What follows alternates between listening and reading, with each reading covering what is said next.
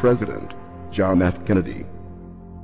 Ladies and gentlemen, the very word secrecy is repugnant in a free and open society, and we are, as a people, inherently and historically opposed to secret societies, to secret oaths, and to secret proceedings. We decided long ago that the dangers of excessive and unwarranted concealment of pertinent facts far outweighed the dangers which are cited to justify it. Even today, there is little value in opposing the threat of a closed society by imitating its arbitrary restrictions. Even today, there is little value in ensuring the survival of our nation if our traditions do not survive with it. And there is very grave danger that an announced need for increased security will be seized upon by those anxious to expand its meaning to the very limits of official censorship and concealment. That I do not intend to permit to the extent that it's in my control. And no official of my administration, whether his rank is high or low, civilian or military, should interpret my words here tonight as an excuse to censor the news, to stifle dissent, to cover up our mistakes, or to withhold from the press and the public the facts they deserve to know.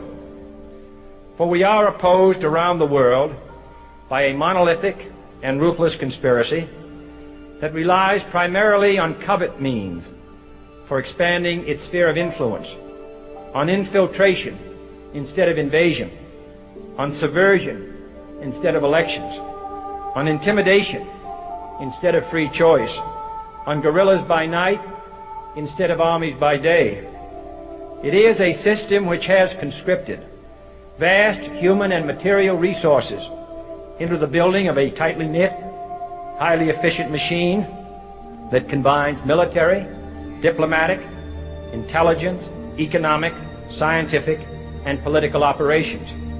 Its preparations are concealed, not published. Its mistakes are buried, not headlined. Its dissenters are silenced, not praised. Its dissenters are silenced, not praised.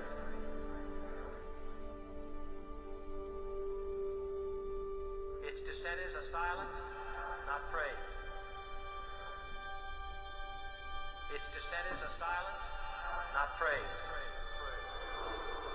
Its dissenters are silenced, not praised. Its dissenters are silenced, not praised. No expenditure is questioned, no rumor is printed, no secret is revealed. No president should fear public scrutiny of his program, for from that scrutiny comes understanding, and from that understanding comes support or opposition, and both are necessary. I am not asking your newspapers to support an administration, but I am asking your help in the tremendous task of informing and alerting the American people. For I have complete confidence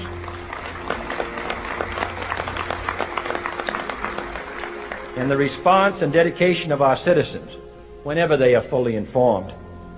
I not only could not stifle controversy among your readers, I welcome it.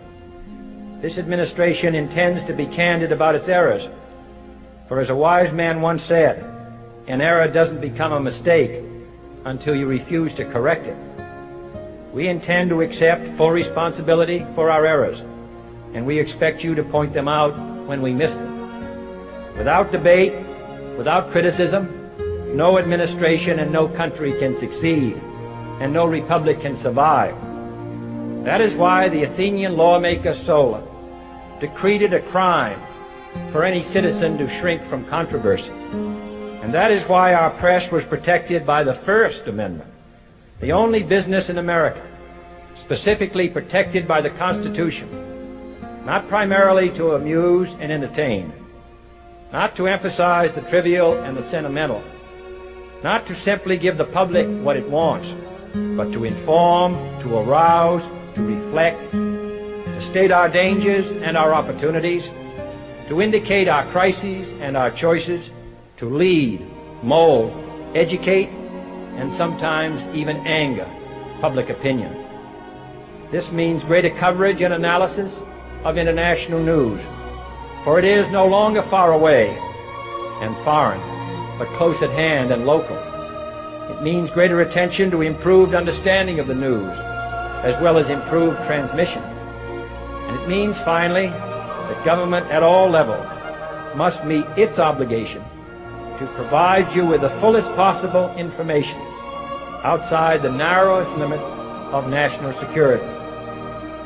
And so it is to the printing press, to the recorder of man's deeds, the keeper of his conscience, the courier of his news, that we look for strength and assistance, confident that with your help, man will be what he was born to be, free and independent.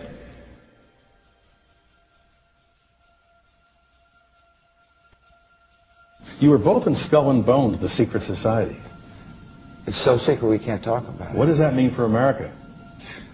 The conspiracy theorists are going to go wild. I'm sure they are. I don't know. I haven't seen the web. Number 322. You both were members of Skull and Bones, a secret society at Yale. What does that tell us? Not much, because it's a secret. Is there a secret handshake? Is there a secret code? I wish there were something secret I could manifest. 322, a secret number? There are all kinds of secrets, Tim, but one thing is not a secret. I disagree with this president's direction that he's taking the country. We can do a better job, and I intend to do it.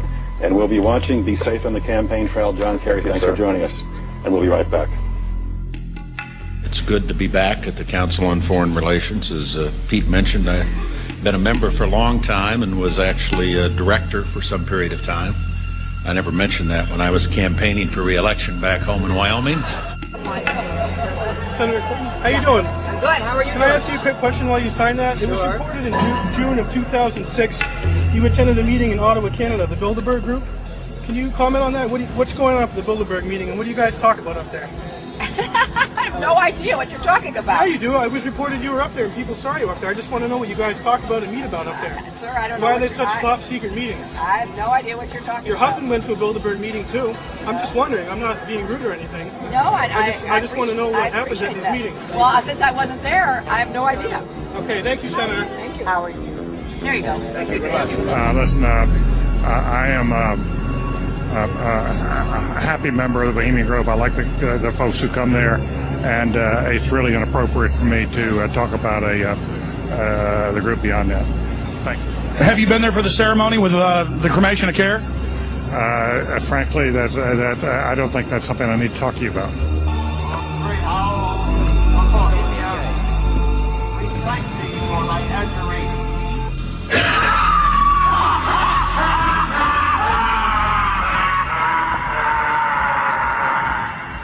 Have you been there for the ceremony with the cremation of care? Frankly, I don't think that's something I need to talk to you about. Really? That's right. Well, I'm Alex Jones, and I snuck in there in 2000. I'm the guy that blew it wide open and got the video. It's been on national TV. Well, I disrespect you for that. You do? I do. But there's a lot of big public officials going in there. Don't we deserve to know? I don't know anything about you, and I don't know anything about your film. But if you go in there with an understanding, you violated that understanding by releasing that film, and I don't respect you for that. Really? But we have public officials. I'm sorry. You took an understanding when you went in there that you would not do that film, and did you have an understanding when you went in there? No. Did you crash it? Yes. Yeah, and it has no trespassing signs there too, doesn't it? No, they put one after. Oh, I'm sorry. I'm sorry, sir. I've been there before. I know what the circumstances are, and I'm sorry you violated the understandings. That was not a gentlemanly thing to do. But what about the ritual? Is the ritual gentlemanly?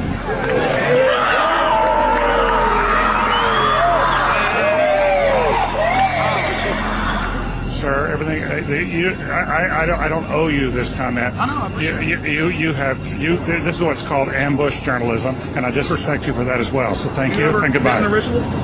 That's none of your damn business. Oh.